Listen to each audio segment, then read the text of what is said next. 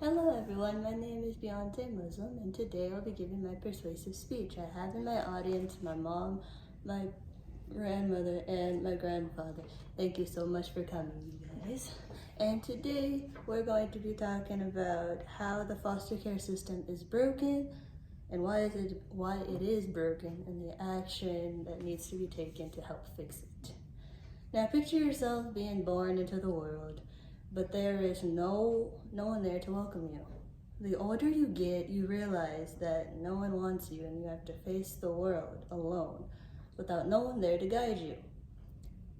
Well, according to the U.S. Congress Joint Committee, children who remain in the foster care system for long periods of time are more likely to age out of the foster care without a permanent family, which can result in lowering a child's well-being and mental health.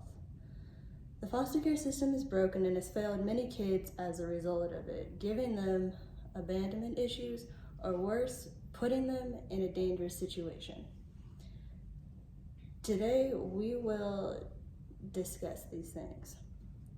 First, how do children end up in the foster care system? And also, that's formerly known as the adoption system.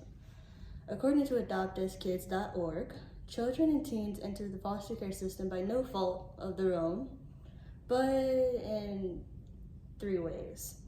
They've been abused by a parent or guardian, they've been neglected by a guardian or parent, or finally they've been abandoned by that guardian or parent. And the maximum amount of time that a child spends in foster care is a little over a year, if not more.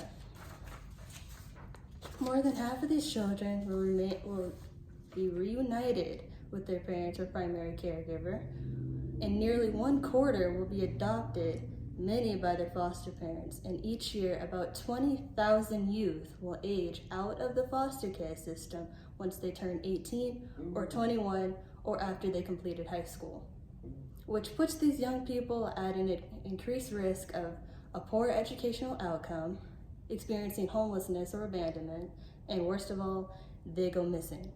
Now here's an example of a story of a child being put at risk.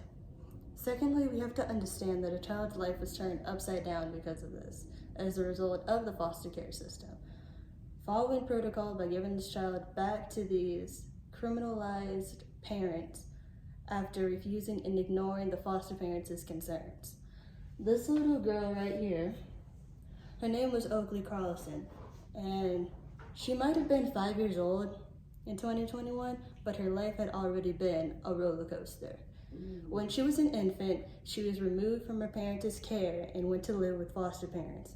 Oakley might have been young, but she knew she loved books early on. Her foster care mom, Jamie Hills, would read to Oakley every day, and Oakley would ask for more. This little girl just couldn't get enough of these books. Her foster parents would keep her until she was 3, when they were ordered to return Oakley back to her biological parents. Her foster parents were shattered as they had fallen in love with Oakley, but they were more fearful for the life she would endure. As it turns out, they had every valid reason to worry. In December of 2021, law enforcement was asked to do a welfare check on Oakley because she hadn't been spotted in a while. And her biological parents had multiple stories as to where Oakley was, but ultimately the child was nowhere to be found. Oakley Carlson was born in 2016 to Andrew and Jordan Bowers. Both of these parents had a criminal history, with Jordan having an insane record of multiple charges of theft and drug-related instances. Andrew Carlson was an Aberdeen police officer until 2017, when he was fired for perpetrating untrue statements. Oakley was their 3rd child, and they had a 1-year-old and a 4-year-old when Oakley was born. At some point, Oakley was removed from the parents' care and was placed in the custody of the state, where she would be fostered by Jamie Jo and Eric Hills. Both Jamie and Eric fell in love with Oakley, and the more time they got to spend time with her, the more they hoped to adopt this precious angel. Jamie fondly remembers how sweet and loving Oakley was and how her love for being read to. She also remembers reading to Oakley and Oakley asking for more reading time. But as luck would have it, Oakley would be put in the custody of the Hills in 2016, where she would be removed from them in November 2019, just before her 3rd birthday. That November, Oakley was put back in the custody of her biological parents. They were living in a home that Andrew had previously bought that looks something like this in Oakville, Washington. This home consisted of 300 acres of land and sits at the end of a dead-end road, which this can kind of show you where their house was kind of located at. Andrew, Jordan, Oakley, and 3 other children were living in the home. There were some rumors among the town with the claims of drug usage in the home, but we don't know that for sure. After Oakley had returned to her biological parent in the late summer of 2019 on 3 occasions, Jamie Jo Hills, the foster mom, asked for a welfare check to be done on Oakley through the Department of Child and Family Services, the same department Jamie had graciously been a foster parent through. The foster care that she was representing was the Washington State Department of Children, Youth, and Families. Now, the department had not made any statements regarding if they did these checks or what the investigation results were, or even why Oakley was put back in their care, claiming privacy laws.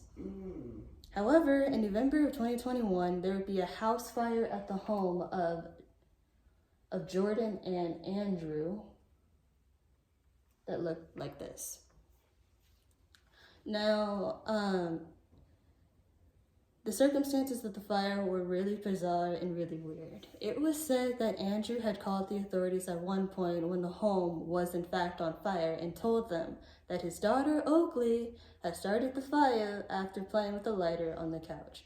And he claimed that he was able to control it and the fire department wasn't needed anymore. Now, meanwhile, Oakley's sister, who was older than her by a year, was going to a public school and would make friends with another girl in school who happened to be the principal's daughter. As time passed, the principal, Jessica Swift, began to get suspicious of what was really going on at the home of Andrew and Jordan. In December of 2021, she asked Oakley's sister about where Oakley was when she came to visit them at that motel that they were staying at right after that fire happened at their house. Now, this little girl became very, very quiet and told her that she was not supposed to tell anyone. And that's when Jessica asked again, and the girl became visibly upset and said Oakley was no more. Now, in conclusion, you can probably imagine how devastated these foster parents were when Oakley was officially missing. Now, I use her story to tell you that more than half of these children go missing every single day. And these foster care systems have failed children like Oakley in giving them a stable home and family. And overall, according to policycircle.org, there's a need for more foster care. Some claim training foster parents is inconvenient or even difficult to access, and sometimes foster parents are not informed of the children's history, such as past sexual abuse. As many as half of the foster parents quit within the first year. My hope is that you take away from this speech that it is up to you and the community to join the fight to help improve the foster care system and to give these children a safe base where they can be their true selves, and we can stop these children being missing and being lost, and we can give them a home. Thank you. You can clap.